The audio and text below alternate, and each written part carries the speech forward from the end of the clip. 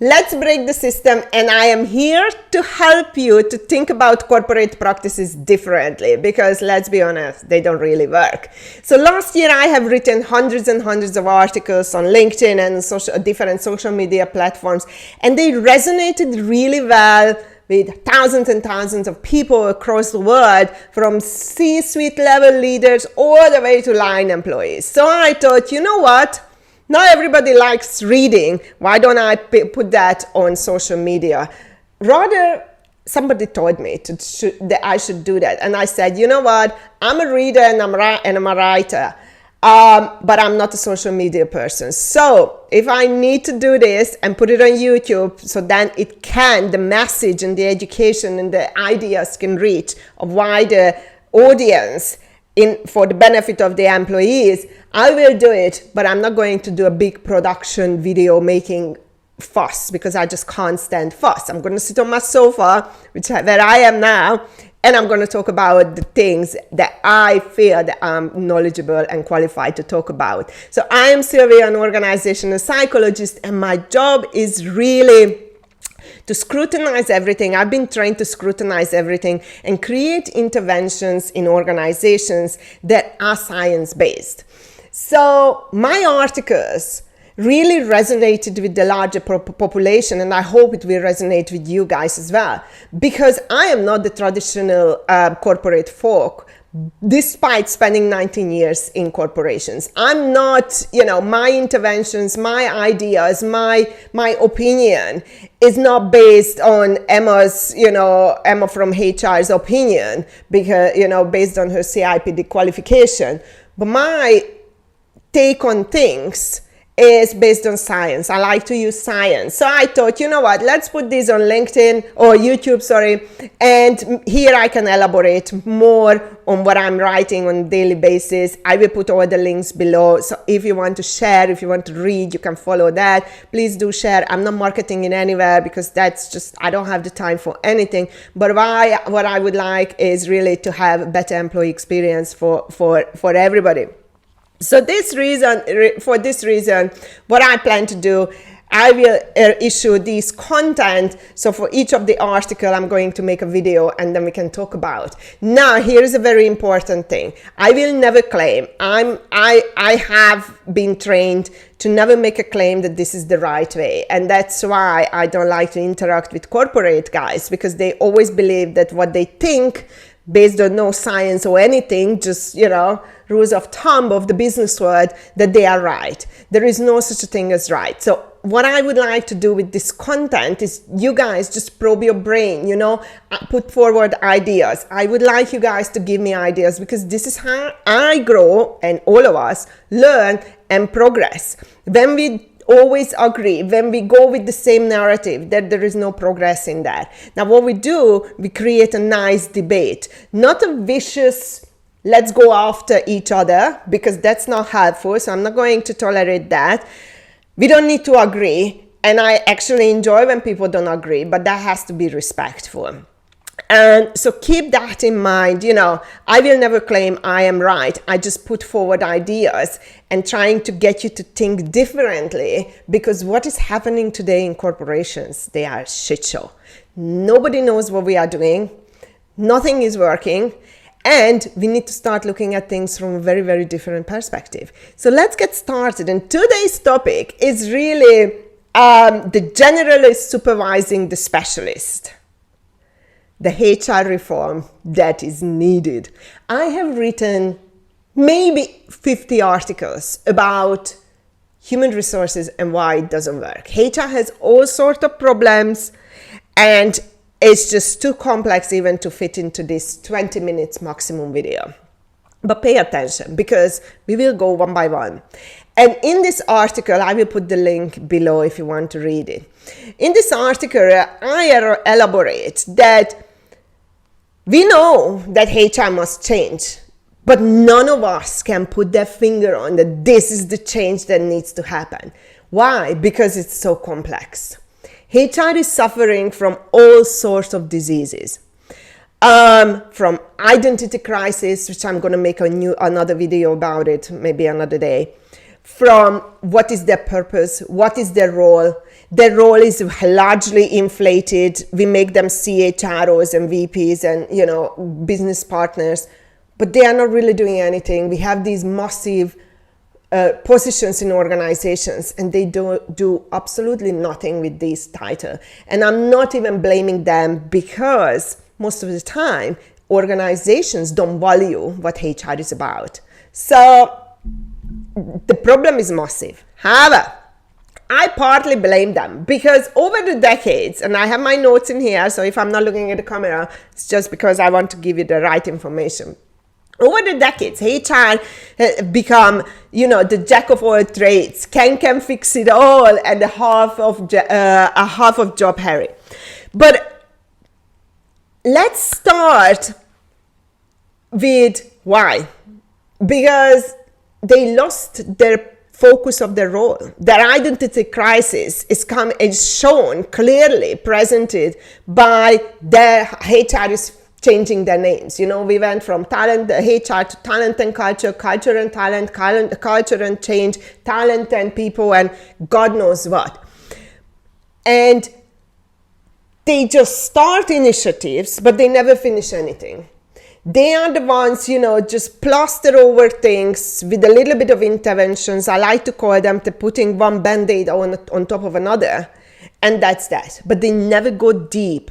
And that's why anything that they do, all the effort, because they work really hard, but they are working on the wrong things. Anything that they do yields zero result. They are the master of nothing. And that department is just a quick fix, patch up, and let's move on. And everybody is suffering. Now, do we need to get rid of them? No, I have a different plan for them, HR professionals. We don't want to get rid of you. So one very important aspect is to understand that HR is running the organization, right? So without HR, do we have recruitment or that kind of things? But is it really HR? If you look at the function of HR, and this is today's topic, and I would really like you guys to think about that, okay?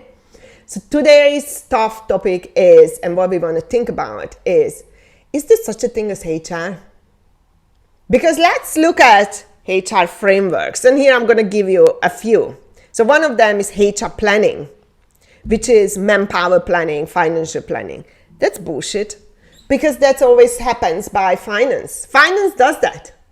Finance does the headcount planning, and all the planning that is related to finances. You know how many times we start in HR, create the planning, create the budget, pass it to finance, and finance says, yeah, we're not doing that. What's the point of us doing it? So can we just leave it to finance, because eventually they're doing it? We are not doing it. HR is not doing it. They have the input, but it's just, a minority. So finance, HR planning, manpower planning, financial planning of related to people, nothing to do with HR. Finance is doing it. And manpower planning in terms of the number of people and the position is done by departments. So if I'm working in food and beverage, if I'm running a restaurant, it's not HR who's going to tell me how many supervisors and managers I need on the floor. I am the restaurant manager, so I'm going to decide, or in charge of the department, I am going to decide together with finance, because finance will push back, we don't have that much money. And that's it. So HR is out of it. Now, let's go to recruitment. Recruitment and selection. That's not HR. Recruiters are highly qualified, specialized people. So you don't need a generalist HR to supervise a highly qualified person with recruitment background. That's a science. There is science behind recruitment, So what you need is a head of recruitment who is looking after recruitment, onboarding, and offboarding. So there's no HR. There's no HR, because we cannot have a generalized function supervising the performance of a specialized function. This just doesn't make any sense. Now let's go to performance management. I'm talent, my background is talent, so I like to push back on HR. So performance management, you need specialists and organizational psychologists who actually understand what motivation, psychometric assessment, how people learn, organizational design, competency planning for the future, right? It's nothing to do with HR. Ask HR about any of those. They have zero, just very generic ideas. So once again, you need a specialized function for talent management, talent development, a performance management, organizational psychologists, sports psychologists. Those are the ones who are running organizations, processes and designing, because they know what performance is based on science. HR, Emma with her annoying curly hair from HR, she doesn't have a bloody clue what the performance is, right? So you need to have science-backed interventions. So once again, this is nothing to do with HR. Learning and talent development, nothing to do with HR. I have worked in talent development for 8 years. None of my HR VPs and senior CHROs knew what the hell I was doing. Nobody could ever question. Why? Because this is definitely a specialized function again, where you have your qualification, your instructional design, education, background in education, how people learn, how do you design, how do you deliver. It's like having school teachers not going through teaching, qualification. It's just impossible, right? So once again, it's a very highly specialized function. Then you have career planning, which they put most of the time. But you know what? Give it to L&D. If you have competent people hired for L&D, they do the career planning. We don't need another function, nonsense function. Then you have a function of evaluation. Now, this is just nonsense. What does it even mean? Rewards and compensation, nothing to do with HR. You have highly qualified compensation, rewards, and benefit specialists. These are the directors. These are the ones that create it. These are the finance. They work together with finance. What do you mean HR is going to design or has anything to do with it? Now, once again, the HR is not there. Then you have industrial relation. I had a HR director. She couldn't even run a disciplinary based on her own policy and procedure and rules.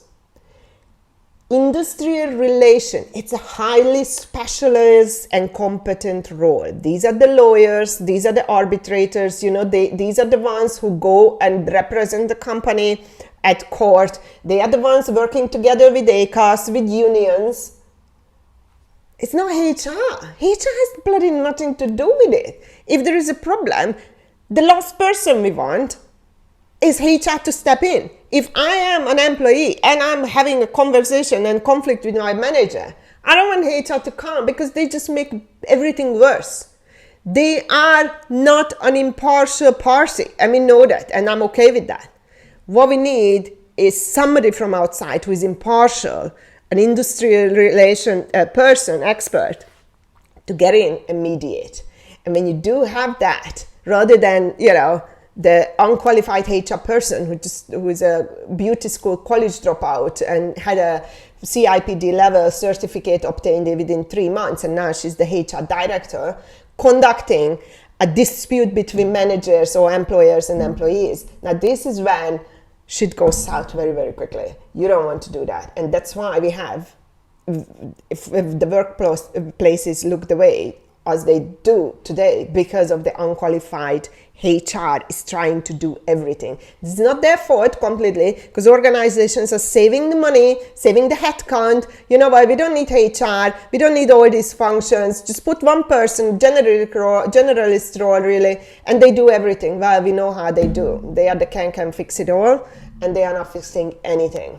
So once again, going back to industrial relations, it's nothing to do with HR. Then you have employee participation and communication function. What is this nonsense? What is that nonsense? Now, move on. Health and safety. Now, I love it when they put health and safety on the HR, because if you know how health and safety works, you know that these are years of qualification. These are highly regulated courses. Those are high on responsibility roles, and this is a separate department, lovelies. It's not a different function, it's a very separate department. So can we please not put health and safety under HR, because they don't know what health and safety is, and they're not supposed to know, okay? It is not their job. Health and safety goes to certified people with God knows what kind of certifications. You know, they have so many different areas, especially related to engineering. And I mean, I could go into it, but I'm not going to go just to keep the 20 minutes for the video. But no, it's not. Then you have well-being. You have well-being experts, because well-being, employee well-being, it goes back to data collection. It goes back to psychologists. So well-being experts actually work together with organizational psychologists, because we need to understand people in order to look after their well-being. And HR don't understand people because they are not qualified. They're not required to go to school and learn about human psychology. But well-being experts, well-being when it's done properly, is not about yoga, yogurt, and organic apples in the stuff canteen, okay? When it's done well, it makes a massive difference, and they work together with your organizational psychologist to create these interventions. So once again, it's nothing to do with HR. Then you have administrative responsibilities as a function, and licensing and all that. That is nothing to do with HR. It's not a function. If you have, every department has their admin role, so take care of that. Now, where does that leave HR? If we take everything away, where does it leave HR? There is no such a thing as HR. HR is a generalist person put over there, given big titles, not doing anything, because the functions they are supervising, they don't have a bloody idea what they are supervising. So you cannot be a good manager, and it's a basic principle in supervision, managers, and then obviously leaders. Leaders maybe not so much, but for supervisors and managers, you can't be a good supervisor or manager if you don't know the job of the employees who you are supervising and managing. Because there is no response and no accountability. You will not be able to fix problems. You will not be able to spot problems. You will not be able to design intervention. You don't know how it's supposed to be done. So how can you actually supervise someone and manage someone? And that's the problem with HR. Now, do we need to get rid of them? Let's not get rid of them just yet. I have a different idea. So what should we do with HR? I say turn them into employee experience experts. That's what I say, because then, and get their noses out of these specialized functions, and instead ask them to work together with them and to collect information, collect data, design policies and procedures and practices that are related to this function, work together with them. That shapes employees' experiences and in line with organizational needs. HR is very quick to say, we are in charge of the people, but they are not doing anything for the people. Be in charge of the people. Be in charge of the people's experiences. And when HR says, I'm in charge of the people, no, you are not in charge of anything. You are in charge of, generalized function and supervision that you are conducting. People or managers are in charge of their own people. You are in HR, charge of your people. And you are in charge of the policies and procedures and practices that coming out of from your function. Okay? But you are in charge of those policies and practices and interventions and whatever that is coming out of your function, but the function that is coming out from under your hands are highly specialized but supervised with generalist approach. None of that makes sense. And if we don't see that, that is the problem. So my question is today for you, what is the purpose of HR? Is such a thing as HR exist if you start peeling away these specialized layers? Is it reasonable to expect HR to supervise and manage well specialist functions which they don't have any clue about? I think we are being very unfair on them. And that's where the number one mistake, that's the number one mistake that we make. So I leave you with that today. What is your what is your take on that?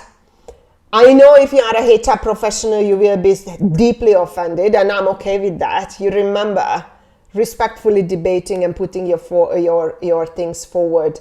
I'm very open to that.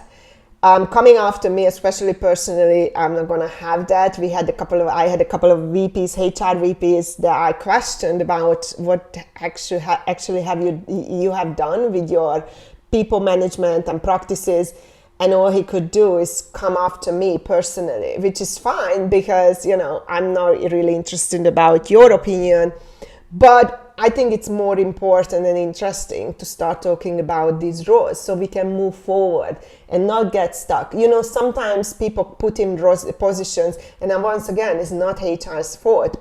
Partially, I blame them because, if you don't know what you do, it's very easy to sway you away. We would not be able to do that with the finance, with sales, with, specialized, an IT person. We can't make an IT person to, wash the dishes. But, I partially blame them, but also it's cost cutting, and organizations just never valued their input. And the reason that we never valued, because we inflated their role. So they went from administrative, really let's run the system because we can't run systems or the organization without HR functions in terms of recruitment and all that. Then they became, responsible for culture, for well-being. We dumped everything on these poor guys, and they can't do anything well. And for that, I don't blame them. I'm 100% supporting on them with that. That can we please start scaling back and restructuring what it means to be human resources and decide over the function, whatever we decide. Maybe not employee experience. Maybe, whatever the solution is. But as it is working today, for me, HR doesn't exist, and we need to recreate that purpose. So you guys, I hope you enjoyed. I will put more links in the comments so that you can read up on a little bit more what my idea is about that, and spread the news so we can start shaping organizations. Because in these videos, I'm going to challenge a lot of practices that we do. We started with this. It's an easy one. What's the purpose of HR? Apart from everybody's hating them, which I'm really sorry for them. Let's not hate HR. They are put in the middle of the boxing ring and they are not having a good time. They are not. But this is why they had to stand up for themselves and say, you know what, this is not what we are doing. Everybody hates us. Employees are hating us. The C-suite where organizations don't respect us. I'm not doing this. Let's craft your roles based on what you believe that you should be doing and what is beneficial for the business. And I think this is the way forward, whatever that solution is. So thank you so much, and see you at the next one. I will find a cool topic.